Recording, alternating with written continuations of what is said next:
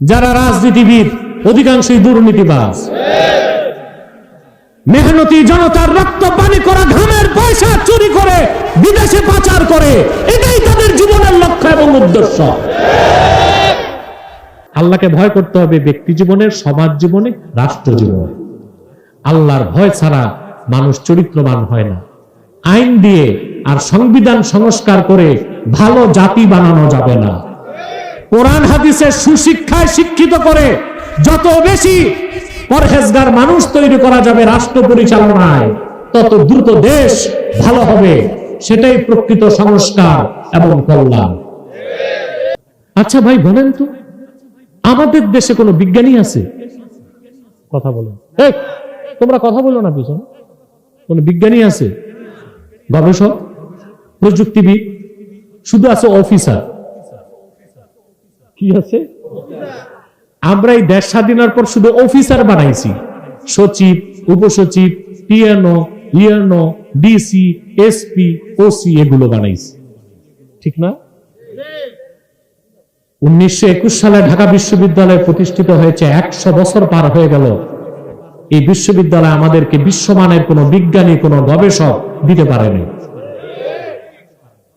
না বিজ্ঞানী গবেষক বানাইতে পারছি, না আল্লাহ বা বুজুর্গ মানুষ বানাতে পারছি। কথা বলেন, পারছি? যারা অফিসার হচ্ছে অধিকাংশই দুর্নীতিবাজ। যারা রাজনীতিবিদ অধিকাংশই দুর্নীতিবাজ। মেহনতি জনতার রক্ত পানি করা ঘামের পয়সা চুরি করে বিদেশে পাচার করে, এটাই তাদের জীবনের লক্ষ্য এবং উদ্দেশ্য। আমরা ভালো মানুষ বানাতে পারিনি। কিভাবে বানাবেন ভাই? ভালো মানুষ তৈরি করতে ভালো শিক্ষা লাগবে। শিক্ষা ব্যবস্থায় বিজ্ঞান আছে, ফিজিক্স আছে, কেমিস্ট আছে, জুলজি আছে, বোটানি আছে, কসমোলজি আছে, থিওলজি আছে, বাংলা সাহিত্য আছে, ভূগোল আছে, ইতিহাস আছে, সব আছে। কিন্তু স্কুল, কলেজ, ভার্সিটিতে বাধ্যতামূলক কোরআন হাদিসের শিক্ষাটা নাই। এজন্য আমরা যোগ্য অফিসার পাই, ভালো মানুষ পাই না। যোগ্য আমাদের অফিসার গুলো খুব যোগ্য, এরা বিসিএস ক্যাডার, খুব যোগ্য, খুব পড়াশোনা করে। কিন্তু যে শিক্ষার মাধ্যমে মানুষগুলো আলোকিত মানুষ হইতো, ভালো মানুষ হইতো, যারা চুরি আর দুর্নীতিকে ঘৃণা করত, সেরকম শিক্ষা তাদেরকে দিতে পারি না। তা আপনি মূল জায়গায় সংস্কার না করে ঐক্যমত্য কমিশনে বসলে কি হবে? কথা বলেন না। 9 মাস বসছে, 9 মাস ঐক্যমত্য কমিশনে, 31টা দল। আর ওনাদের পীর সাহেব ছিল আলী রিয়াজ, যে সূরা ফাতিহাটাও পড়তে পারেন। ঠিক না? রাগ করছে অনেকে, রাজনীতিবিদ আছে তো, যা সত্য তা বলতেছি। তো আপনার 9 মাস মিটিং করছে ঐক্যমত্য কমিশন, সংস্কার করবে, কি কি কি কি কি কি করবে, বুঝলেন? এখন ভাই রোগীর রোগ হয়েছে জ্বর, মাথা ব্যথা, বুক ব্যথা, আর একটা ক্যান্সার। ক্যান্সারের ট্রিটমেন্ট ভাই, ট্রিটমেন্ট চলতেছে জ্বর, ঠান্ডা, কাশি। রোগী বাঁচানো যাবে?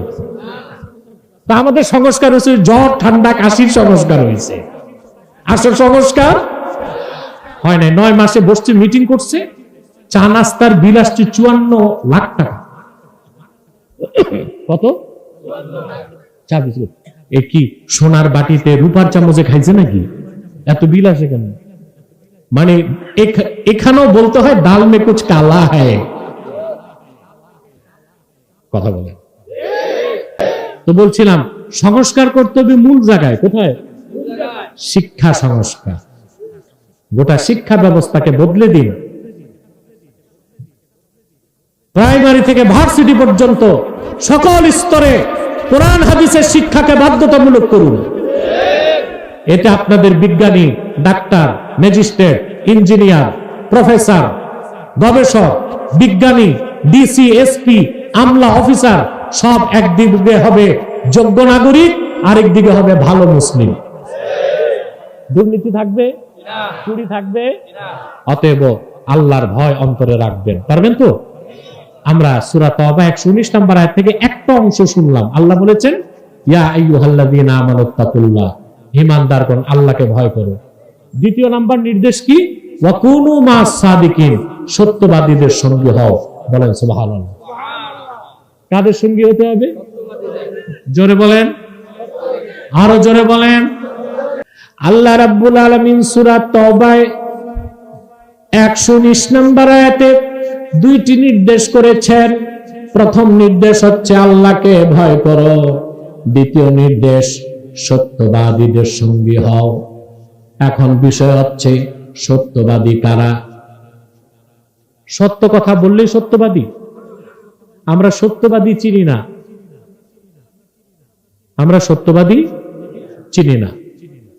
দেখা যায় কথায় কথায় বলে, ভদ্রলোক হিন্দু হলে কি হবে, খুব সত্যবাদী। বাহ, যে হিন্দু ইমান নাই এ আবার সত্যবাদী হয় কেমনে? যার ইমান নেই ও সত্যবাদী হইতে পারে? কোন হিন্দু, বৌদ্ধ, খ্রিস্টান, অমুসলিম যদি সারা জীবন সত্য কথা বলে, তাকে সত্যবাদী সার্টিফাইড করা যাবে না। বলতে হবে তার কথাটা সত্য, সত্যবাদী বলা যাবে না। সত্যবাদী কারা? আল্লাহ সূরা তাওবায় 119 নম্বর আয়াতে বলেছেন সত্যবাদীদের সঙ্গী হও। আল্লাহ নিজেই তাফসীর করেছেন সূরা হুজুরাতে সত্যবাদী কারা। আল্লাহ বলেন, ইন্নামাল মুমিনুনাল্লাযীনা আমানু বিল্লাহি ওয়া রাসূলিহি সুম্মা লাম ইয়ারতাবু ওয়া জাহাদু বিআমওয়ালিহিম ওয়া আনফুসিহিম ফি সাবিলিল্লাহি উলাইকা হুমুস সাদিকুন।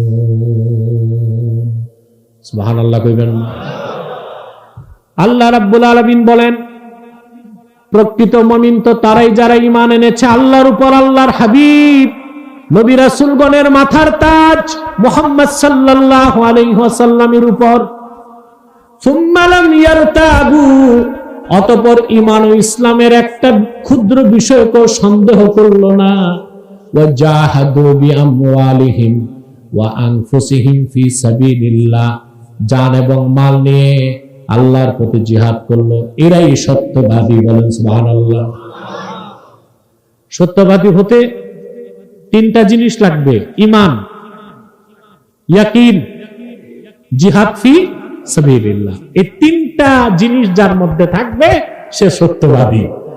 এখন বলেন, আপনারা যে নেতাদের পিছনে দৌড়ান, কয়জন নেতা এমন আছে যার মধ্যে এই তিনটা গুণ আছে? কথা বলেন। ইল্লা মাশা আল্লাহ, আল্লাহ যাদের চান এইরকম অল্প কিছু নেতা চরিত্রবান, ঈমানদার।